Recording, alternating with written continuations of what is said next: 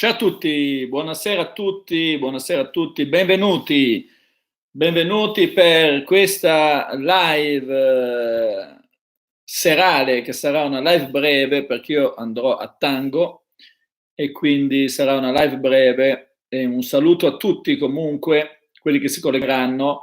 E il tema della serata è come riconoscere, come conquistare tra l'altro la persona giusta, come scegliere la persona giusta. Salutiamo Daniele, Alessandro, Stefania, ciao a tutti. Come scegliere la persona giusta? Perché dobbiamo tenere presente un fatto fondamentale. Intanto saluto le persone che si collegano, che se dobbiamo scegliere la persona giusta, dobbiamo essere lucidi per sceglierla. Ciao Mary, per sempre è tornata. Mary, Daniela, insomma, saluto tutte le persone. Vedo che si stanno collegando un po' di persone, per cui le saluto tutte. È importante scegliere quindi la persona giusta. Scegliere la persona giusta cosa significa? Significa che dobbiamo avere dei criteri di scelta. E il primo punto su cui volevo farvi soffermare è questo: se noi siamo follemente innamorati di qualcuno, secondo voi siamo liberi di scegliere o no? Vediamo chi mi risponde. Quando siamo follemente innamorati di qualcuno, abbiamo libertà? Infatti, vedo le risposte no, infatti non abbiamo libertà. È come se un demone si fosse impossessato di noi, delle nostre capacità di scegliere, e non abbiamo praticamente nessuna libertà. Perdiamo completamente la capacità decisionale, non decidiamo più nulla. È come se veramente avessimo i fenomeni di possessione, diciamo così, sono nulla in confronto del demone dell'innamoramento. Qualunque possessione diabolica o non diabolica o di entità o di chiunque sia è molto meno forte dell'innamoramento. L'innamoramento stravolge completamente il nostro modo di vedere il mondo, non ci permette di scegliere nulla. Quindi la prima cosa della quale dobbiamo tenere presente è che con buona approssimazione le persone che ci fanno perdere la testa, che ci fanno innamorare, non sono le persone giuste. Non sono le persone giuste perché non è detto che rispondano ai nostri criteri, a quello che noi riteniamo essere una persona giusta. Quindi innamorarsi, dovremmo fare imparare veramente a fare come ha fatto Ulisse con le sirene, cioè non perdere la testa. Dobbiamo evitare di perdere la testa, o perlomeno, diciamo così, perderla gradualmente, ma mantenere comunque il contatto con la realtà. Quando siamo innamorati entriamo in uno stato di delirio. Mirko Papella! Entriamo in uno stato di delirio. Ecco la nostra Tati Tati. Quindi essere innamorati non è una cosa buona e giusta per noi, anzi è una cosa molto negativa da un certo punto di vista, perché ci rende schiavi. Lo schiavo d'amore è il peggior schiavo che possa esistere, perché perdiamo la capacità di poter decidere quello che è buono e quello che non è buono per noi, quello che è bene e quello che è male. Anzi, spesso quando siamo innamorati si invertono completamente i codici di piacere e sofferenza. Facciamo delle cose che normalmente non avremmo mai fatto, che sono cose sbagliate, che sono cose negative per noi, eppure quando siamo innamorati le facciamo perché non riusciamo a governare la nostra vita, non riusciamo a prendere contatto con la realtà. Saluto Mary Rosi. Oh, per questo presto la live così riesco a vedere. Sì, ma sarà una live breve perché io vado a Tango ancora un quarto d'ora e poi dopo chiudo. Allora, quindi, primo punto, evitare di innamorarsi, come dire. Voi diciamo, come faccio a evitare di innamorarmi? Beh, come faccio a evitare di innamorarmi? Diventando io stesso l'artefice delle mie emozioni. Quindi, evitare di innamorarsi non vuol dire comprimere le emozioni, non vivere emozioni, perché se uno si comprime le emozioni si innamorerà ancora di più. Cioè una persona che tenta di comprimere le emozioni si innamora ancora di più degli altri, perché, come dire, diventa molto sensibile, no? Quando il pathos, quando l'amore è compresso, non è che ti innamori di meno, ti innamori di più perché non riesci a gestire l'emotività in nessun modo, non riesci proprio a gestire l'emotività. È come se, come dire, uno tsunami prima o poi ti prende, ti assale, ti distrugge. Quindi le emozioni non vanno compresse, vanno vissute. Però noi, quando parlo di noi, intendo la parte con la quale ci identifichiamo, che è la nostra parte logico-razionale. Questa parte con la quale ci identifichiamo deve diventare la parte che eroga emozioni. Quindi è l'oggetto di desiderio, deve diventare uno strumento, non un obiettivo. Cioè, è brutto a dirsi, ma gli oggetti di desiderio devono diventare strumenti per farmi vivere delle emozioni. Quando parlo di oggetti di desiderio, parlo di persone, di cose, di situazioni, di fatti. Insomma, l'arbitro, quello che è il pusher emotivo, dobbiamo essere noi. Perché, pensate a questo, secondo voi chi è? Chi è, secondo voi, perché vado al tango? Sitz, Platz, Sitz, Platz, Canetti, Sitz, Platz. Vado al tango, Canetti, Sitz, Platz. Allora, secondo voi, chi è che ha più potenziale su un drogato? Chi è che ha più potenziale su un drogato? È il pusher. Quello che ha più potenziale su un drogato è il pusher, perché è lui che gli dà è lui che gli dà quello, che belle orecchie. Che sta dicendo? È quello che è il pusher, è quello che gli dà più potenziale, è quello che ha più potenziale, perché gli dà le emozioni. Quindi noi dobbiamo diventare dei pusher emotivi, dobbiamo dare l'emozione a noi stessi, dobbiamo essere noi che ci diamo delle emozioni, dobbiamo essere noi che siamo in grado di darci delle emozioni. Canetti, sit!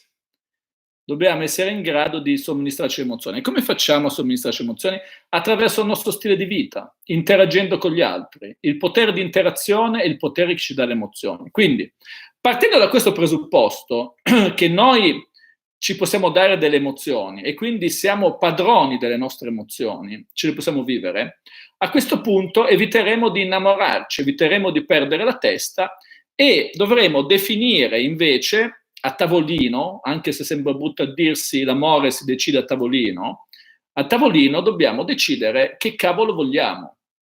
Adesso potrei dire che nessun vento è favorevole per il marinaio che non sa dove andare, ma è presente la Canetti e quindi dirò l'inverso, dirò che ogni vento è favorevole per il marinaio che sa dove andare. Ogni vento è favorevole per il marinaio che sa dove andare, quindi noi dobbiamo trovare il nostro vento favorevole. E qual è il nostro vento favorevole? È il vento che ci porta dove vogliamo andare noi, ma dove dobbiamo andare noi? Dobbiamo saperlo noi! Quindi definisci che cavolo vuoi tu, che tipo di relazione sentimentale vuoi, perché quello che può essere una soluzione per uno può essere un problema per un altro. Io non mi stancherò mai di ripeterlo. Per qualcuno la relazione con una persona sposata potrebbe essere una dannazione, per un altro potrebbe essere una benedizione. Perché dici, cavolo, io mi vedo, sono libero, me la vedo ogni tanto, c'ho un marito che, e quindi, voglio dire, quindi quello che è una maledizione per uno è una benedizione per un altro, ma ognuno di noi deve definirsi un obiettivo e non te lo può definire un altro. Non te lo può definire un altro. Non può un'altra persona dire per Tizi Jaguar è giusto quello, per Tiziana Bertelli è giusto quell'altro. Non importa che non vuoi più relazioni. Beh, relazioni non puoi non volerne, cioè non puoi non relazionarti, in qualche modo ti relazionare con qualcuno. Hai una sessualità, no? Tiziana Bertelli, penso, immagino, non lo so. Hai un'affettività, quindi in qualche modo ti relazionerai con qualcuno. Perché se tu tieni tutto compresso, non vivi più nulla, no? Ma che tipo di relazione vuoi, quello devi definirlo tu, devi definire tu in che direzione vuoi andare. Poi non è detto che uno debba andare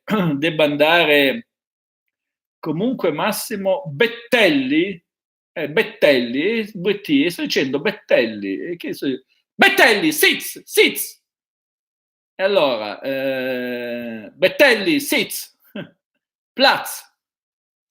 quindi stavo dicendo che noi dobbiamo definire esattamente quello che vogliamo, ma solo noi possiamo saperlo, non aspettare che te lo dica un altro, perché se tu chiedi a un altro ti darà la sua definizione di relazione, ti darà la sua definizione, ti dirà lui o lei, ti dirà quello che vuole, ti dirà lui o lei quello che vuole.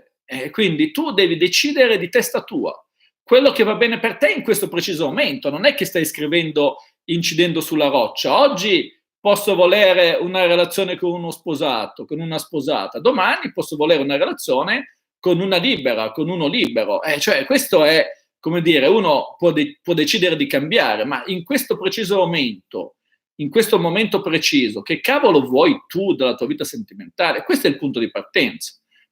Perché poi dovrai fare, diciamo, anche se è brutto a dirsi,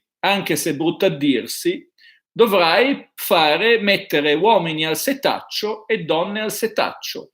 Hai presente il setaccio che cos'è? Il setaccio è quell'affare che utilizzavano per trovare le pepite d'oro, no? E tu devi fare così, devi setacciare la sabbia e mettere un setaccio tale che la pepita d'oro che tu vuoi resta imprigionata. Quindi devi mettere uomini al setaccio e donne al setaccio. E quindi interagendo avrai possibilità di conoscere tante persone, andrai a escludere quelle che non sono conformi al tuo obiettivo. Andrai a escludere quelle che non sono conformi al tuo obiettivo. È inutile stare a perdere tempo. È inutile dedicare, cioè a meno che il tuo obiettivo non sia perdere tempo, perché uno potrebbe dire è inutile perdere tempo, ma se il mio obiettivo è perdere tempo, cazzeggiare, allora cazzeggio e perdo tempo. Dipende dall'obiettivo che tu hai, perché uno potrebbe anche darsi l'obiettivo di cosa vuoi da relazione? Se voglio cazzeggiare e perdere tempo, allora è un obiettivo anche quello, rispettabilissimo. Quindi, voglio dire, uno potrebbe anche scegliere di cazzeggiare e perdere tempo, qui detto potrebbe anche essere un obiettivo. Però devi sapere che cavolo vuoi, no? Perché, come dire, per uno cazzeggiare e perdere tempo può essere un obiettivo, per un altro no. Quindi, una volta che hai definito qual è il tuo obiettivo, devi perseguirlo. Devi perseguirlo. Oh, Svetlana Samarina. Ciao Svetlana. Svetlana, Svieta potrebbe essere un nome russo, a ti говоришь по-русски или нет? Ti говоришь по-русски, Svetlana? Ti ruskaya? No, risponde, non sappiamo. Boh. Da, Emanuele Bulic. Vabbè, non sappiamo se Svetlana è russo o è solo un nome taroccato, Quindi non è un finto russo, è un vero russo. Quindi dobbiamo tenere presente questo. Dobbiamo tenere presente questo. Nome d'arte, Svetlana, Svieta. Quindi dobbiamo tenere presente questa cosa qua, no? Che quindi una volta che noi abbiamo definito l'obiettivo, dobbiamo setacciare e non dobbiamo, come dire, intrattenerci con persone che non soddisfano il nostro obiettivo, fondamentalmente. A meno che, ripeto, uno non si dice, io voglio solo cazzeggiare, vabbè, allora va bene tutto, no? E questa è una cosa importante, perché poi, una volta che abbiamo trovato la persona giusta, non è detto che questa poi sia disponibile o meno, eccetera, eccetera. Noi dobbiamo, come dire, definire un obiettivo, non un oggetto di desiderio. Cioè, se il mio obiettivo è andare a Milano, per dire, faccio un esempio, andare a Milano, poi non importa che vada a Milano con l'autobus, con l'aereo, con la bicicletta, che ci vada a piedi. Quindi il mio obiettivo è andare a Milano e quindi vado a Milano. E quindi se il mio obiettivo è crearmi una situazione sentimentale di un certo tipo, se non me la creo con l'oggetto di desiderio A, la creerò con l'oggetto di desiderio B, comunque tutti oggetti di desiderio che potenzialmente sono interessati alla mia situazione o che comunque non sono completamente, diciamo, che non hanno completamente una visione contraria, quindi ci va assonanza. Bisogna, ecco, scegliere una persona che perlomeno abbia una scegliere una persona che abbia un'identità di valori. Il valore è importante. Ciò che noi riteniamo, che cosa sono i valori? Ciò che noi riteniamo importante nella vita. Quindi questo è fondamentale, ci deve essere assonanza di valori, perché se per una persona il valore più importante, se per una persona il valore più importante è, diciamo, viversi una relazione di tipo, diciamo, trasgressivo e viversi relazioni trasgressive, e per un altro il valore più importante è crearsi, diciamo, un oggetto di desiderio, invece la famiglia del mulino bianco, crearsi una situazione di questo genere, se le situazioni sono, diciamo, così diverse, Svetlana Legunsi Tiruskaya, comunque, se le situazioni sono la carampana è il messaggio del coso, che carampana. Se le situazioni, anche in italiano, ok, se le situazioni sono così diverse, è inutile stare lì a, diciamo, è inutile stare lì a accanirsi o accannettirsi su delle situazioni che non hanno senso.